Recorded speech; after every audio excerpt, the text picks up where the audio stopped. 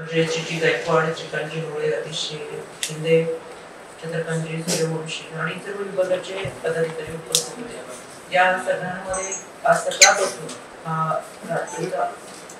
जिल्ह्याचा आढावा या ठिकाणी देण्यात आलेला आहे। यामध्ये मला आवर्जून उल्लेख करायचा आहे की पूर्वीपासूनच खरं तर राज्य महिला आयोगाला दर महिन्याला संपूर्ण राज्याचा आढावा सादर होत असताना रायगड, रत्नागिरी आणि सिंधुदुर्ग या भागामधून होणारा क्राईम रेट फार कमी आहे आणि याचं मला मनापासून कौतुक वाटतं की इतर जिल्ह्यांच्या मानाने या भागामध्ये महिला भगिनींना दिला जाणारा सन्मान आणि खऱ्या अर्थानं एक महिला म्हणून जगण्याचा तिचा होणारा आदर यासाठी मी खरं रत्नागिरीकरांचे सुरुवातीलाच मनापासून आभार व्यक्त करते। आज आमच्या जनसुनावणीमध्ये 138 केसेस दाखल झाल्या होत्या।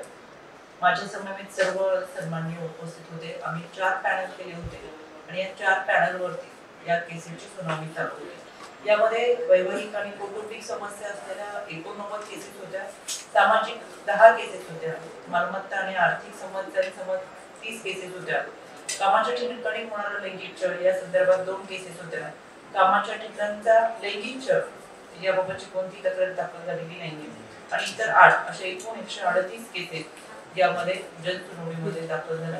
138 केसेसवरती सुनावणी देण्यात आली आणि याचा मला मनापासून समाधान वाटते की ज्या पीडित अनेक वर्ष न्यायाच्या प्रतीक्षेमध्ये होत्या, वर्षानुवर्ष या विधी सेवा प्राधिकरण असेल किंवा इतर केसेसमध्ये होत्या, त्यांना या महिला आयोगाच्या जनसुनावणीच्या माध्यमातून दिलासा देण्यात आलेला आहे।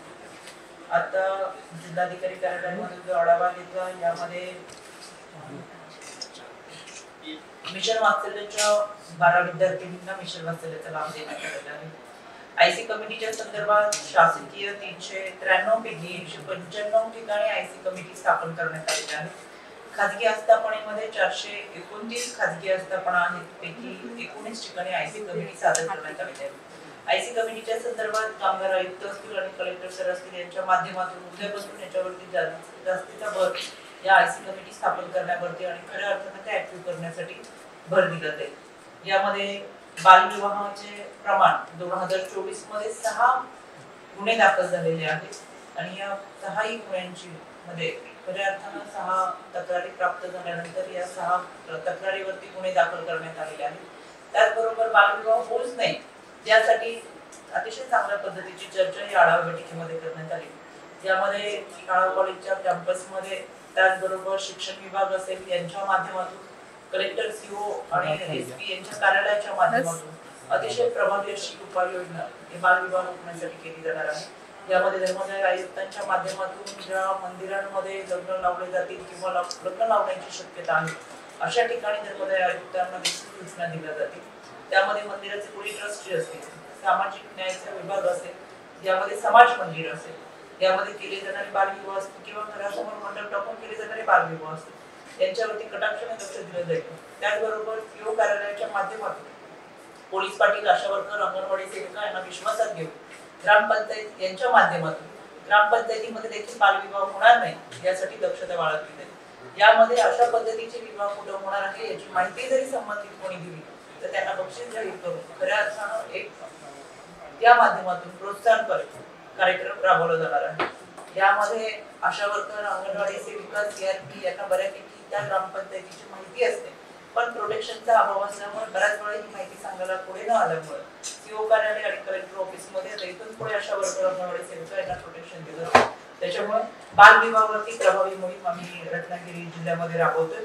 यामध्ये शेतकरीग्रस्त, आत्महत्याग्रस्त शेतकऱ्यांचे कोणत्याच केसेस दाखल नाही, कारण की एकही कारखाना हा रत्नागिरी जिल्ह्यात नसल्यामुळे अशा पद्धतीचा कोणताही प्रश्न नाही। पीसीपीएनडी ऍक्ट अंतर्गत एक तक्रार या ठिकाणी दाखल झाली होती, त्याच्यावरती कारवाई करण्यात येते। यामध्ये खरं तर बाकीच्या जिल्ह्याच्या मानाने महिलांचं प्रमाण हे रत्नागिरी जिल्ह्यामध्ये चांगल्या पद्धतीचं आहे, पण तरी सुद्धा घटना घडूच नाही त्यासाठी ही शासकीय यंत्रणा सतर्क राहते आणि म्हणून या माध्यमातून आरोग्य विभागातून खाजगी असतील किंवा सरकारी हॉस्पिटल्स असतील या ठिकाणी पीसीपीएनडीच्या कायद्या अंतर्गत सोनोग्राफी सेंटर यांची माहिती, त्याचं चेकअप आणि अबॉर्शन होणार नाही त्यासाठी आरोग्य विभागाला देखील सूचना देण्यात आलेल्या आहेत। यामध्ये गरोदर मातांची ज्यावेळेस नोंद होती त्यानंतर 3, 3.5, 4 महिन्यापर्यंत त्यांच्या नोंदी होत राहतात, त्यानंतर कुणाही नोंद कुठेतरी हळूच जाते किंवा कमी होत जाते, तर त्या नोंदी सातत्यपूर्ण राहायला पाहिजे मग ही जी कमी झालेली नोंद आहे याचा पाठपुरावा आणि मागोवा घेण्याचं काम आणि सूचना या आरोग्य विभागाला दिलेल्या आहेत. मनोधैर्य योजनेमध्ये 2024 मध्ये 69 प्राप्त प्रकरणं होती. याच्यामध्ये आता 27 प्रलंबित म्हणजे ते आता केसेस सुरू आहेत. 7 जानेवारी पर्यंत या निकालात निघतात. त्याच्यामध्ये 29 केसेस मध्ये नुकसान भरपाई मंजूर प्रकरणं झालेली आहेत आणि 13 जणांना नुकसान भरपाई हे लाभार्थी आहेत.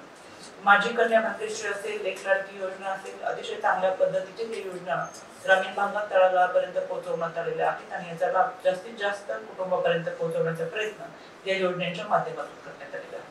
जिल्ह्यामध्ये 4 शासकीय वसतिगृह आहेत. यामध्ये झाडगाव येथे एक वन स्टॉप सेंटर आहे, पण हे रत्नागिरीला असून चिपळूण किंवा इतर भागामध्ये सुद्धा ज्या घटना घडतात त्याच्यासाठी वन स्टॉप सेंटर नाही. तर मला सांगायला समाधान वाटतं आजच्याच या बैठकीमध्ये कलेक्टर सरांच्या उपस्थितीमध्ये आणि मार्गदर्शनामध्ये नव्यानं आपण चिपळूणमध्ये एक वन स्टॉप सेंटर सुरू करतो. त्याचा लाभ या त्या भागातल्या महिलांना देखील होईल आणि यामध्ये मला समाधान वाटतं की या वन स्टॉप सेंटरच्या माध्यमातून पीडित महिलेला तातडीने आपण निवारा देऊ शकतो आणि 5 दिवसाच्या निवारानंतर या महिलेला स्वाधारगृह असेल किंवा वसतिगृह असेल या ठिकाणी राहण्याची व्यवस्था करू शकतो. त्याच्यामुळे अतिशय चांगल्या पद्धतीचे वन स्टॉप सेंटर हे चिपळूणमध्ये आणि महिलांच्या सुरक्षितेसाठी आणि त्यांना एक पाठबळ देणार असं उभं राहील. यामध्ये पोलीस विभागाच्या वतीनं जो आढावा घेण्यात आला यामध्ये धनंजय कुलकर्णी यांनी दिलेल्या माहितीनुसार 2024 मध्ये बलात्काराच्या 23 गुन्हे दाखल झाले. त्याच्यामध्ये 22 गुन्हे हे उघड झालेले आहे, एक प्रलंबित आहे. त्यामध्ये बालकांवरती झालेल्या 35 गुन्हे आहेत. त्याच्यामध्ये या 35च्या 35 गुन्ह्यांमध्ये सगळे गुन्हे उघड झालेले आहेत आणि त्या सगळ्या प्रक्रिया त्यांनी पूर्ण केलेल्या आहेत. बेपत्ताचं प्रमाण 2024 मध्ये 262 या मिसिंग केसेस आहेत आणि त्याच्यामध्ये 223 त्या मिळून आलेल्या महिला आहेत. मुली 49 मिसिंग आहेत, त्याच्यामध्ये 48 मिळून आलेल्या आहेत. एक केस ही प्रलंबित आहे. यामध्ये रत्नागिरी जिल्ह्यामध्ये कोणतीच हुंडाबळीची तक्रार दाखल झाली नाही. डीव्ही केसेसचं प्रमाण हे अत्यल्प प्रमाणामध्ये आहे. एकूण वर्षभरामध्ये 24 डीव्ही केसेस दाखल झाल्या, त्याच्यामध्ये 8 ठिकाणी गुन्हे नोंद झालेले आहेत. बरोबर डोमेस्टिक व्हायलन्स कौटुंबिक हिंसाचाराच्या केसेस भरोसा सेल मध्ये 2024 मध्ये दाखल झालेल्या 59 केसेस होत्या. त्याच्यामध्ये भरोसा सेल हा अतिशय उत्तमरित्या काम करतो. पोलीस स्टेशनच्या आवारामध्ये भरोसा सेलच्या माध्यमातून ज्या काही तक्रारी दाखल होतात त्या तक्रारी पोलिसांकडे दाखल न करता किंवा गुन्हा न दाखल करता विधी सेवा प्राधिकरण म्हणजे न्यायालयात न जाता त्या कुटुंबामध्ये समझोता व्हावा आणि ते कुटुंब एकत्र जोडलं जावं यासाठी आमच्या राज्य महिला आयोगाच्या वतीनं भर दिला जातो. आणि यामध्ये पोलीस विभाग असेल आणि राज्य महिला आयोग असेल यांच्या माध्यमातून जवळजवळ 92% केसेस ज्या येतात त्यामध्ये कुठेही गुन्हा नोंद न होता हे कुटुंब एकत्र जोडण्याचं काम या माध्यमातून केलं जातं आणि याचं फार मोठं समाधान मला आहे. यामध्ये 59 केसेस दाखल झाल्या, त्याच्यामध्ये 36 केसेस मध्ये समझोता करण्यात आला. म्हणजे या केसेस मध्ये कुठेही गुन्ह्याची नोंद झालेली नाही. पुन्हा एकदा हे कुटुंब उभं राहावं, कारण की खऱ्या अर्थानं कुटुंब संस्था हा आपल्या समाजाचा पाया आहे आणि टिकवणं त्यांच्यामध्ये समझोता घडून आणणं आणि पुन्हा एकदा नव्यानं संसार उभा करत असताना या कुटुंबाचा पाया असलेल्या कुटुंब संस्थेला जोपासणं ही या पाठीमागची भूमिका आहे आणि यामध्ये भरोसा सेलने अतिशय चांगल्या पद्धतीचं काम केलेलं आहे. महिला आयोगाकडून गेल्या वर्षभरामध्ये म्हणजे 2024 मध्ये 30 तक्रारी या ठिकाणी पाठवण्यात आल्या होत्या आणि या 30 तक्रारी या ठिकाणी गुन्हे नोंद केलेले आहेत आणि त्यांच्यावरती त्यांनी कारवाई केलेली आहे. यामध्ये कामगार विभाग असेल, कामगार आयुक्तांना आजच्या या बैठकीमध्ये सूचना देण्यात आल्या आहेत की कामगार आयुक्तांनी उद्यापासून शासकीय, निमशासकीय, खाजगी आस्थापनामध्ये दाढी टाकत त्या ठिकाणी आयसी कमिटी आहे का याची पाहणी करावी. ज्या ठिकाणी आयसी कमिटी नाही त्या ठिकाणी त्यांना जागच्या जागी टाळे लावण्याचा आणि 50,000 रुपये दंड आकारण्याचा अधिकार आहे. या माध्यमातून ही आयसी कमिटी कार्यरत कराव्या. कागदावरच्या आयसी कमिटीचा उपयोग नाही तर प्रत्यक्षरित्या चांगल्या पद्धतीने काम करणाऱ्या आयसी कमिटी असाव्यात यासाठी कलेक्टर ऑफिस मधून पाठपुरावा केला जाईल. यामध्ये परिवहन विभागामध्ये आपल्या जिल्ह्यामध्ये एकूण 9 आगार आहेत. या 9 आगारांमध्ये स्वच्छतागृह केअरटेकर या महिला केअरटेकरच असल्या पाहिजे. महिला स्वच्छतागृहांच्या बाहेरच्या महिला केअरटेकर या असल्या पाहिजेत. त्याचबरोबर हिरकणी कक्ष यासाठी त्या सूचना दिलेल्या आहेत. व्हिडिओच्या माध्यमातून मी एक हिरकणी कक्ष पाहिला, परंतु त्यामध्ये अजून काही सुविधा द्याव्या लागणार आहेत, त्या कुठेतरी कमी पडतात. तर जिल्हाधिकाऱ्यांनी शब्द दिलेला आहे की लवकरच आम्ही 9 आगारामध्ये जे हिरकणी कक्ष आहे ते चांगल्या पद्धतीने कार्यरत करू. स्वच्छतागृहांसाठी चांगल्या पद्धतीची मोहीम राबवू आणि या स्वच्छतागृह आपल्याला महिलांना देता आल्या पाहिजे. त्यामध्ये अतिशय चांगल्या पद्धतीचा आढावा आपण घेतला। शिक्षण विभागामध्ये 3034 शाळा या संपूर्ण जिल्ह्यामध्ये आहेत, ज्यामध्ये सखी सावित्री स्थापन करण्यात आलेल्या आहेत, त्या सगळ्या शाळांमध्ये करण्यात आलेल्या आहेत। सीसीटीव्ही कॅमेरे सगळ्या शाळांमध्ये आहेत, पण सखी सावित्री समिती स्थापन करत असताना काही शाळांमध्ये आपल्याला सीसीटीव्ही कॅमेरे किंवा सखी सावित्री ह्या खऱ्या अर्थानं परत एकदा पाहायला लागणार आहे। या शाळांमध्ये प्राईम टाइम मध्ये एसपी ऑफिस कार्यालय असेल यांच्या माध्यमातून, शिक्षण विभाग असेल यांच्या माध्यमातून विद्यार्थ्यांसाठी काउन्सिलिंग करणं, त्याचबरोबर त्यांना पीटी मार्शल दामिनी पद्धत यांची ओळख होणं, विद्यार्थिनींना खऱ्या अर्थानं कोणतीही अडचण नाही तर आपण मदत कोणी मागावी यासाठी खऱ्या अर्थानं काउन्सिलिंग करणं गरजेचं आहे। आणि म्हणून गेल्या अनेक दिवसापासून एसपी ऑफिस आणि या कार्यालयामधून चांगल्या पद्धतीचं हे मार्गदर्शन केलं जातं। मला आपल्याला विनंती करायची ही बातमी लावत असताना एक स्पेशल कोट करून आपण आपल्या जिल्ह्यामध्ये पालकांपर्यंत आणि विद्यार्थ्यांपर्यंत 112 1091 हे 2 टोल फ्री क्रमांक आहेत। हे क्रमांक जरूर आपण रत्नागिरीच्या नागरिकांपर्यंत पोहोचवावे। या दोन्ही क्रमांकावरती कधीही कॉल केले तर महिलांना ही मदत मिळू शकते। पण ती मदत कोणत्याही स्वरूपाची असू शकते। अडचणीच्या काळामध्ये त्यांच्या पाठीशी उभी राहणारी ही यंत्रणा अतिशय प्रभावी यंत्रणा आहे। अगदीच रात्री उशिरा घराबाहेर पडणाऱ्या महिलेला जरी वाटलं की आपण एकटेच प्रवास करतोय आणि आपल्याला कोणाला सुरक्षितेची गरज आहे तर 112 क्रमांकावरती जरी डायल केलं तरी पोलीस यंत्रणा त्या महिलेला त्या प्रवासामध्ये सोबत करू शकते। इतकी उत्तम यंत्रणा या 112 क्रमांकाची आहे, त्यांचं मी मनापासून कौतुक करते। आणि आपल्या माध्यमातून हा 1091 112 क्रमांक विद्यार्थिनींपर्यंत पोहोचवावा, महिलांपर्यंत पोहोचवावा, जेणेकरून अडचणीच्या काळामध्ये त्यांना ही मदत होईल। आणि या सगळ्या आढावामध्ये मला असं मनाला समाधान वाटते, वेगवेगळे उपक्रम या माध्यमातून आणले। सीओ ऑफिस मधून सीओ सरांनी उमेदच्या माध्यमातून, त्याचबरोबर माविमच्या माध्यमातून अतिशय चांगल्या पद्धतीने रोजगार निर्मिती करता येईल आणि देता येईल अशा पद्धतीची यंत्रणा उभी केलेली आहे। यामध्ये बस असेल किंवा बोट असेल आणि पर्यटन विभाग विकसित करत असताना महिलांना मोठ्या प्रमाणात सामावून घेतले। याच्यामध्ये बचत गटातल्या महिला मोठ्या प्रमाणात आणि खऱ्या अर्थानं आर्थिक सहाय्य आणि कुटुंबाला उभं करणं हे काम या माध्यमातून केले जाते। मी या सर्व अधिकाऱ्यांचे मनापासून कौतुक करते। अजूनही काही गोष्टी 100% परिपूर्ण असं कोणी नसतंच, पण काही ज्या त्रुटी राहिल्या असतील आजच्या आढावा बैठकीमध्ये आम्ही त्या निश्चितपणाने भरून काढू आणि येणाऱ्या कालावधीमध्ये आयसी कमिटीवरती भर देऊ, बालविवाह होणार नाही यासाठी प्रकर्षाने दक्षता घेऊ। त्याचबरोबर ज्या पीसीपीएटी ऍक्ट नंतर सोनोग्राफी सेंटर आहे त्यांची तपासणी करणं, याचबरोबर डीव्ही केसेस कमी झाल्या पाहिजे, भरोसा सेलच्या माध्यमातून काउन्सिलिंग करणं, या सगळ्यांवरती भर दिला जाईल। आणि मला खात्री त्याचा पाठपुरावा होऊन येत्या कालावधीमध्ये आपल्याला एक सक्षमरित्या सुरक्षित असं रत्नागिरी जिल्हा हा पाहिला येईल। आपण सुरुवातीला मॅडम म्हणालो क्रॅक रेट दोन्ही जिल्ह्याचं कमी आणि आज 138 केसेस सुनावणी झाली, त्याचं आउटपुट काय नेमकं 138 केसेसचा रिझल्ट काय? बाकीच्या ठिकाणच्या ह्या केसेस हजारोच्या संख्येने असतात। 138 केसेस मध्ये मी तुम्हाला आवर्जून सांगितलं मालमत्तेच्या संदर्भातल्या काही केसेस आहेत, ते आपण पुणेकरी तर असते कौटुंबिक वादांमधून येणारे केसेस, सामाजिक अशा 10 केसेस आहेत।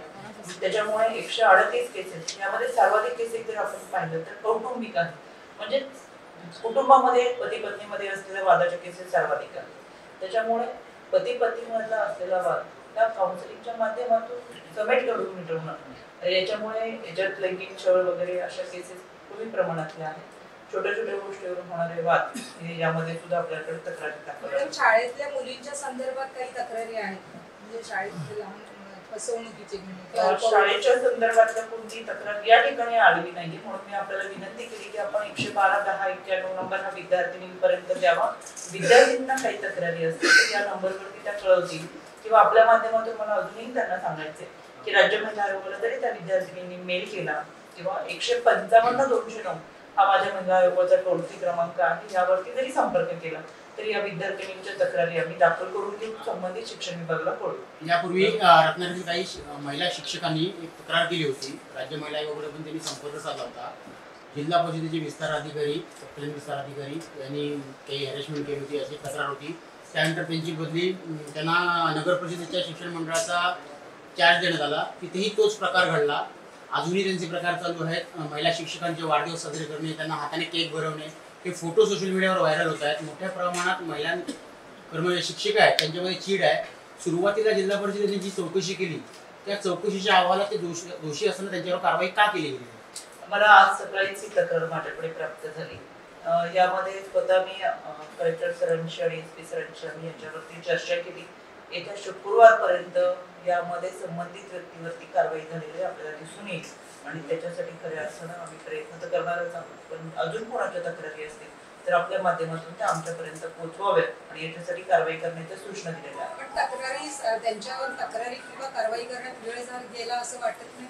नक्कीच, कारण की मला असं वाटतं की आतापर्यंत आपण कोणतीही तक्रार दाखल झाल्यानंतर त्याचा संबंधित अहवाल मागून घेतो. कारण की एखादी तक्रार दाखल झाल्यानंतर तातडीने गुन्हा दाखल करता येणं आणि एखाद्याला दोषी ठरवणं हे थोडंसं चुकीचं ठरतं. दोन्ही बाजूंनी ऐकून घेऊन किंवा पुरावे सादर करणं याच्यामध्ये काही कालावधी जातो. त्याच्यामुळे संबंधित विभागाकडे जी IC कमिटी मी तुम्हाला सांगितले त्या विभागाचा देखील आम्ही अहवाल मागून घेत असतो, संस्थेचा अहवाल मागून घेत असतो आणि अहवाल प्राप्त झाल्यानंतर कारवाई करता येते. यापूर्वी पण हे वादग्रस्त अधिकारी आहेत. यापूर्वी देखील त्यांच्या विरोधात अनेक तक्रारी झाल्या. जिल्हा परिषदेत शिक्षण विभागात त्यांचे जवळचे मित्रपरिवार आहेत आणि ही जी काही चौकट आहे एकमेकाला सहकार्य करायचं आणि बाजू सावरून द्यायची, याचमुळे त्या अधिकाऱ्याला अभय मिळालाय आणि जिल्हा परिषद ठाण म्हणून बसलेले आहे, वर्षानुवर्षे ठाण म्हणून बसलेले अधिकारी आहेत. त्यांच्यामुळे हे सगळे प्रकार घडत आहेत असं अनेकांच्या तक्रारी आहेत. परंतु दाद मागायची कुठे? यासाठीच आम्ही या ठिकाणी आलोय. आपण कोर्टमध्ये जरूर मेन्शन करा येत्या शुक्रवारपर्यंत या सगळ्या गोष्टींवरती कारवाई केली जाईल. शिक्षण अधिकाऱ्यांची चौकशी होणार का या संदर्भात? नक्कीच मॅडम, राज्यात आपण महिला असतील, मुली असतील यांच्यावर अत्याचार होतो, नंतर राजकीय लोक त्याच्यावर हे करतात, राजकारण करतात. मग त्याच्यानंतर आरोपीवर नेमकी कारवाई काय होते? आरोपी किती महिन्याने वर्षाने बाहेर पडतात? असं फास्ट ट्रॅकवर एखादा आरोपी आहे त्याला लगेच तात्काळ शिक्षा होते असे प्रकरण आहेत? बऱ्याच वेळा ज्यावेळेस घटना घडते तेव्हा TRP साठी त्याच्या बातम्या केल्या जातात आणि सातत्याने दाखवले जातात. 2 दिवस बातम्या दाखवल्यानंतर पुढे आम्ही ती कारवाई करत असतो. ती कारवाई दाखवली जात नाही आणि आम्ही त्याचं भांडवल कधी करत नाही. कारण की शेवटी प्रत्येक व्यक्तीची सुरक्षितता आमच्यासाठी महत्वाची असते. त्या व्यक्तीचं कुटुंब असतं. एखादी व्यक्ती दोषी असेल तरी संपूर्ण कुटुंब दोषी नसतं. त्या कुटुंबाची सुरक्षा जपणं आमच्यासाठी महत्वाचं असतं. तुमच्या माहितीसाठी सांगते, कोल्हापूर मधल्या गोची त्या भागामधली घटना, तिथं 2.5 वर्षाच्या मुलीवरती बलात्कार करून तिथं खून करण्यात आलं होतं. त्या घटनेमध्ये शैलीजी बलकवडे तिथे SP होते. त्याचा पाठपुरावा करत 35 दिवसामध्ये चार्जशीट दाखल करून आयोगाच्या पाठपुराव्याने फास्ट ट्रॅक मध्ये ती केस चालवली. त्या आरोपीला फाशीची शिक्षा सुनावली गेली. त्याचबरोबर मावळमधली घटना होती, वेल्ह्यामध्ये एका कातकरी समाजाची घटना होती. या तिन्ही घटनेमध्ये आयोगाने पाठपुरावा केला, फास्ट ट्रॅक क्रिएट केला आणि त्यामध्ये फाशीची शिक्षा सुनावली. या तिन्ही घटनेतल्या आरोपींना फाशीची शिक्षा सुनावलेली आहे. पण आपल्याकडे संविधानाने अधिकार दिलाय की ज्यांना फाशीची शिक्षा सुनावली ती राष्ट्रपतीकडे दयेचा अर्ज मागितला जातो आणि ती सुद्धा मुभा आपण त्याच्यामध्ये दिलेली आहे. या तिन्ही आरोपींनी दयेचा अर्ज केलेला आहे. त्याच्यामुळे दयेचा अर्ज नामंजूर व्हावा आणि खऱ्या अर्थाने तिन्ही आरोपींना फाशीची शिक्षा व्हावी यासाठी आम्ही प्रयत्न करतोय. मावळमधल्या या सगळ्या घटनांचा पाठपुरावा करत असताना आम्ही आमच्या सगळ्या माध्यमातून आरोपी ज्या समाजाला घातक आहे, जो क्रूर आहे, माणसांच्या कल्पामध्ये वावरणारे इंद्रश्वापद आहे, ते माणसांमध्ये राहण्याच्या लायकच नाही, त्यांना खरंच फाशीची शिक्षा सुनावली गेली पाहिजे यासाठी आमची बाजू प्रकर्षाने पुराव्यासहित मांडत असतो आणि आमचा सन्माननीय न्यायदेवतेवर विश्वास असतो. त्याच्यामुळे या माध्यमातून आम्ही प्रयत्न करतो. आता ज्या ज्या घटनेमध्ये फाशीची शिक्षा सुनावली गेली ती पुन्हा आम्ही बातम्यांच्या माध्यमातून मांडत नाही किंवा दररोज आम्ही कोणतंही राजकारण करण्यासाठी तुमच्यासमोर प्रसार माध्यमातून येत नाही. आज हा आढावा मांडण्यासाठी आम्ही तुमच्या समोर उपस्थित राहिले. गोपनीयतेची शपथ घेत एक शासकीय अधिकारी म्हणून आम्ही फक्त की कोणत्याही व्यक्तीला तिचं वैयक्तिक आयुष्य जगत असताना धोका निर्माण होऊ नये, पण कायद्याच्या चौकटीतून आपल्याला न्याय देता यावं, आरोपीला शिक्षा आणि पीडितेला न्याय ही आमची भूमिका आहे आणि या माध्यमातून आम्ही काम करत असतो. त्याच्यामुळे प्रसार माध्यमांवरती कोणत्याही गोष्टी आम्ही प्रसारित करत नाही, सातत्याने त्याची चर्चा आणि जाहिरात करत नाही. कोणाला शिक्षा झाली किंवा नाही झाली याचीही बातमी आम्ही करत नाही. पण या पाठीमागे संपूर्ण राज्यभरात फार मोठ्या मोहिमेने आमचं काम चालू असतं. यामध्ये कायद्याची चौकट ही फार भक्कम आहे आणि या माध्यमातून कायदा, सुव्यवस्था, प्रशासन हे सगळे काम करत त्या घटनेपर्यंत पोहोचत असतात. एखाद्या व्यक्तीला शिक्षा झाली आणि सुनावली तर त्याचा TRP वाढत नाही, म्हणून कदाचित आपल्याही माध्यमातून त्या बातम्या दाखवल्या जात नाही. त्याच्यामुळे अशा खूप मोठ्या घटना असतात. आज इतक्या मोठ्या प्रमाणात या ठिकाणी गर्दी होती याचाच अर्थ तक्रारदार महिलांचा या कायद्यावरती विश्वास आहे आणि आपल्याला न्याय मिळेल हा त्यांचा आत्मविश्वास आहे. रायगड आणि बदलापूर मधलं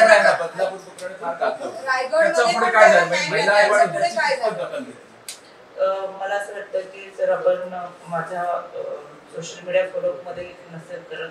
बदलापूरच्या घटनेमध्ये सर्वप्रथम मी त्या ठिकाणी उपस्थित होते. बदलापूर राज्य महिला आयोगाच्या वतीनं आम्ही ज्या बदलापूरच्या घटनेमध्ये मुलींचं काउन्सिलिंग चालू होतं ते आमचं जिमबा करत होतं. त्या मुलींना जी त्या माध्यमातून मदत मिळाली ती आमच्या काउन्सिलिंगच्या माध्यमातून दिली गेलेली मदत होती. आणि या सगळ्या माध्यमातून त्या मुलींचं काउन्सिलिंग होत असताना बाहेरच्या दुनियेमध्ये काय चाललंय त्याचा परिणाम त्यांच्या मुलींवरती, त्या बालमनावर आणि कुटुंबावर होऊ नये याच्यासाठी आम्ही काळजी घेत होतो. बाहेरच्या जगाला टीआरपी महत्वाचं असलं तरी आम्हाला त्या दोन मुलींचं आयुष्य पुढचं त्यांना फार मोठं आयुष्य जगायचंय, त्या आयुष्याची काळजी आम्हाला होती. त्याच्यामुळे या घटनेमध्ये आपल्याला सगळ्यांना माहिती आरोपीला अटक करून प्रोसेस वगैरे आणि पुढे काय झालंय हे आपल्या सगळ्यांच्या समोर आहे. मी परत सांगते, आम्ही राज्य महिला आयोग एक संविधानिक पद आहे. बाकीच्या मतांच्या राजकारणासारखं आम्हाला माईक समोर येणं, बाईट घेणं आणि सोशल माध्यमातून सातत्याने बातम्या देणं हे आमच्या निकषामध्ये बसत नाही. आम्ही कायद्याचं पालन करत खऱ्या अर्थानं न्याय देण्याची भूमिका करत असतो. त्याच्यामुळे प्रत्येक व्यक्तीचं आणि व्यक्तीचं कुटुंब आमच्यासाठी फार महत्वाचं आहे. नाव सुद्धा आम्ही गोपनीय ठेवतो, नावांची सुद्धा आम्ही कुठे जाहिरात करत नाही. त्याच्यामुळे पक्ष, दल, राजकारण ह्या सगळ्या गोष्टी आमच्यापासून अलिप्त आहेत. त्याच्यामुळे आज या दालनामध्ये शासकीय इमारतीमध्ये आपण फक्त शासकीयच गोष्टींवर चर्चा करतोय. राजकारण असतं ते बऱ्याच प्रश्नांची उत्तर दिली. मंत्री आहे, शासकीय पद आहे ना, मंत्रिमंडळ, मंत्री, सरकारी शासकीय आहे ना. आता शपथ घेतलेले ते फक्त 4च महिला होते. हा माझा प्रश्न राजकीय की शासकीय? याच्यामध्ये 4 महिलांनी शपथ घेतली. गेल्या वर्षी फक्त 1च महिला होती, यावेळेस 3 महिला वाढले, त्याचं आम्हाला समाधान आहे. अधिकारी सुनील पाटील जे आहेत, सुनील पाटील जिल्हा परिषद शिक्षण विभागाचे विस्तारित त्यांची आता चौकशीचे काय अहवाल तुमच्याकडे आले, त्याच्यामध्ये ते दोषी आहेत म्हणजे शुक्रवारी कारवाई करणार आपण म्हणताय, तर ते दोषी आहेत असं आपल्याला प्राथमिक दृष्टी तरी वाटतं?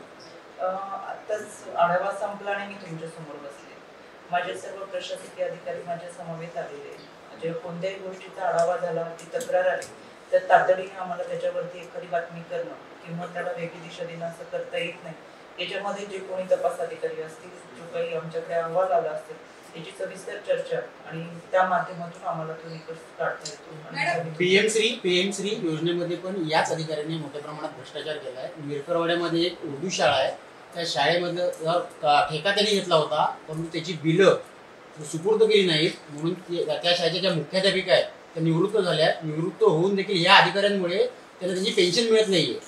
माझ्या संबंधित कलेक्टर आणि सीओ या ठिकाणी दुसऱ्या याच्यापेक्षा गंभीर विषय, गतवर्षी विद्यार्थ्यांच्या गणवेशाचा कॉन्ट्रॅक्ट देखील यांनीच घेतलं होतं. गेल्या वर्षीची गणवेश देखील अद्यापर्यंत विद्यार्थ्यांना मिळालेलं नाही.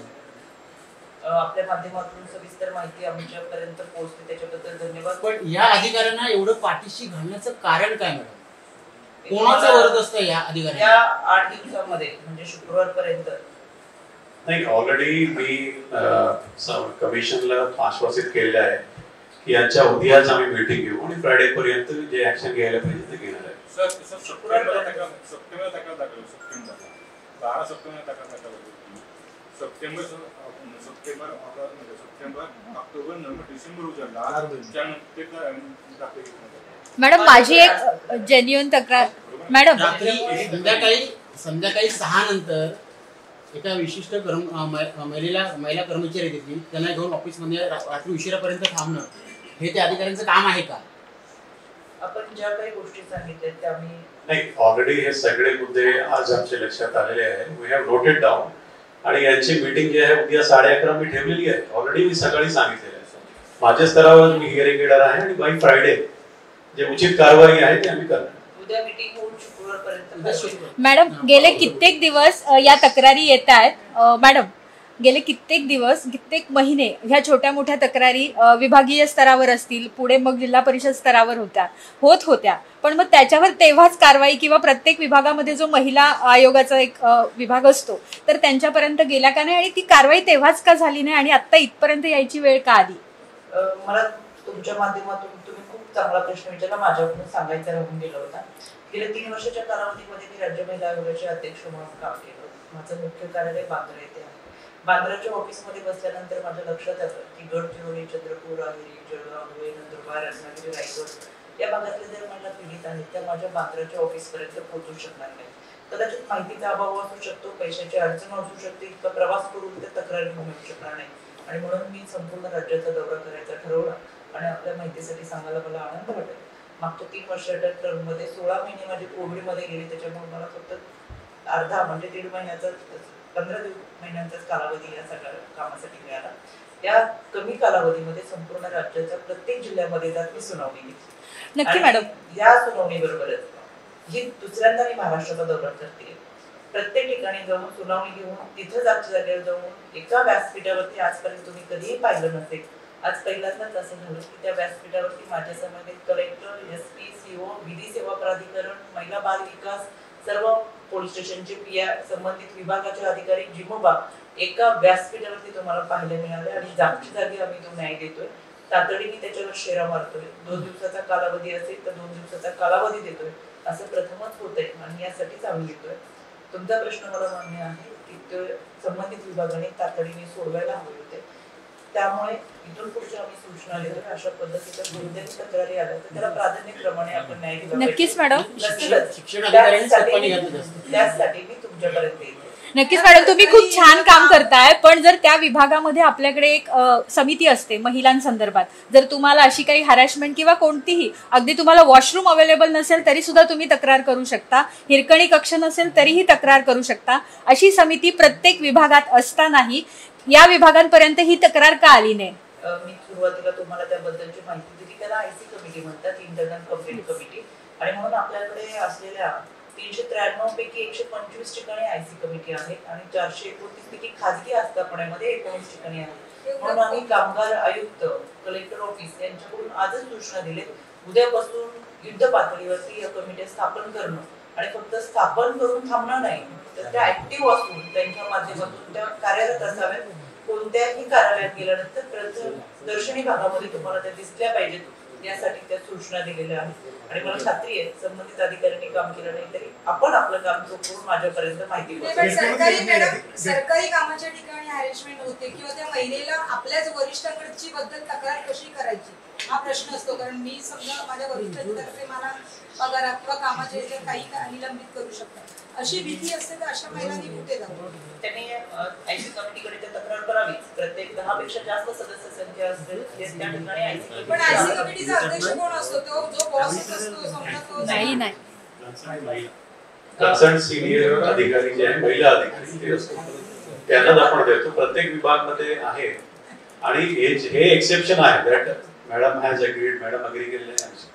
त्यामुळे मॅडमच्या सूचनाच्या अनुषंगाने आपण उद्याच हिअरिंग घेतो. त्याच्या एक्सेप्शनल केस आहे. मॅडम आल्या म्हणून एवढे पटापट सगळ्या गोष्टी घडल्या, कारण आपल्याकडे फार कमी आहे सरकारी कार्यालयाचे. बोर्ड वगैरे कमिट्यांचे लावल्या पाहिजे. त्या महिलांना एखादं वाटलं गुप्त आपण संपर्क करू शकतो, करायला पाहिजे ना. आज सूचना दिलेल्या आहेत. ऑलरेडी गेले 3 वर्षामध्ये मी महाराष्ट्रामध्ये याच्यावर फार प्रभावीपणे काम करते. आतापर्यंत महाराष्ट्रातून 72% काम झालेलं आहे. उर्वरित काम मी स्वतः करेल, कारण की IC कमिटी आणि बालविवाह रोखण्यासाठी युद्ध पातळीवर आम्ही काम करतोय. त्याचं समाधान आहे. गेल्या 3 वर्षाच्या कालावधीमध्ये हे काम करत असताना आता ती प्रभावी चळवळ दिसतीये आणि बालविवाहाचं प्रमाण दिवसेंदिवस कमी झालेलं आहे. मी स्वतः संपूर्ण महाराष्ट्रामध्ये लक्ष ठेवतेय की अशा पद्धतीच्या घटना पुढे घडू नये आणि म्हणून CO कार्यालयाच्या माध्यमातून सातत्याने आम्ही अहवाल मागवत असतो. मॅडम तुम्ही हे एक कामाच्या ठिकाणी, पण जेव्हा राजकीय महिला जेव्हा राजकारणात असतात त्यांच्यावर पण अन्याय होत असेल ना? मला असं वाटतं की महिला कोणत्याही क्षेत्रामध्ये असू दे, त्या प्रत्येक ठिकाणी महिलांना या सगळ्या गोष्टींना सामोरं जावं लागतं. आणि पुरुष प्रधान संस्कृती आहे, ही मानसिकता आहे. समाजाची मानसिकता इतकी विकृत आहे की जन्मदाता बाप सुद्धा मुलीवरती बलात्कार करतो. त्याच्यामध्ये गेल्या वर्षभरात 9 केसेस माझ्याकडे होत्या. 9 केसेस मी स्वतः हाताळले. जिथं बापाला मुलीचं नातं सुद्धा समजत नसेल तर तिथं ही जागृती किती महत्वाची आहे असं मला वाटतं. कायदा त्यांचं काम करतो, प्रशासन त्यांचं काम करतं, पोलीस त्यांचं काम करतं, पण माणूस म्हणून आपण आपलं काम कधी करणार हा प्रश्न आता प्रत्येकाने स्वतःला विचारला पाहिजे. त्याच्यामुळे फक्त कायदे झाले पाहिजे आणि कठोर झाले पाहिजे यापेक्षा आम्ही माणूस म्हणून कधी जगणार हा फार महत्वाचा प्रश्न आहे आणि त्याची सुरुवात प्रत्येकाने स्वतःपासून केली पाहिजे. मॅडम, नक्कीच माणूस म्हणून जगताना एक सगळ्यात महत्वाची गरज असते आणि महिलांसाठी तो अधिकार दिलेला आहे, तो म्हणजे राईट टू पी. आणि आपल्याकडे पर्यटन विकसित होत आहे आणि असं असताना सुद्धा बऱ्याच ठिकाणी वॉशरूम अवेलेबल असणं ही सगळ्यात साधी सोपी सुविधा आहे आणि ती कितपत असायला हवी प्रत्येक नगरपंचायतीमध्ये किंवा ग्रामपंचायत एरियामध्ये किंवा कुठेही स्थानिक स्वराज्य संस्था. महिला धोरणामध्ये गेल्या 3 महिला धोरणामध्ये ज्या त्रुटी राहिल्या होत्या त्या 4थ्या महिला धोरणामध्ये मांडले. त्याच्यामध्ये गर्दीच्या ठिकाणी, बाजारपेठेच्या ठिकाणी, हायवेवरती आणि मार्केटच्या ठिकाणी महिलांसाठी स्वच्छतागृह असलेच पाहिजे यासाठी प्रकर्षाने भर दिलेला आहे. यामध्ये कलेक्टर ऑफिसमधून सुद्धा आम्ही सातत्याने सूचना करतोय की महिलांसाठी स्वच्छतागृह जे आहे ते स्वच्छ आणि इतर ठिकाणी मुव्हेबल स्वच्छतागृह सुद्धा उभारण्याची मोहीम ही राबवली जाते. 3% विशेष तरतुदीमधून अशा पद्धतीने आपल्याला चांगल्या पद्धतीने मुव्हेबल टॉयलेट्स महिलांसाठी गर्दीच्या ठिकाणी हे करता येऊ शकतात आणि त्याच्यासाठी मला असं वाटतं कलेक्टर पुढाकार घेईल आणि चांगल्या पद्धतीची यंत्रणा उभी करते. मॅडम, आता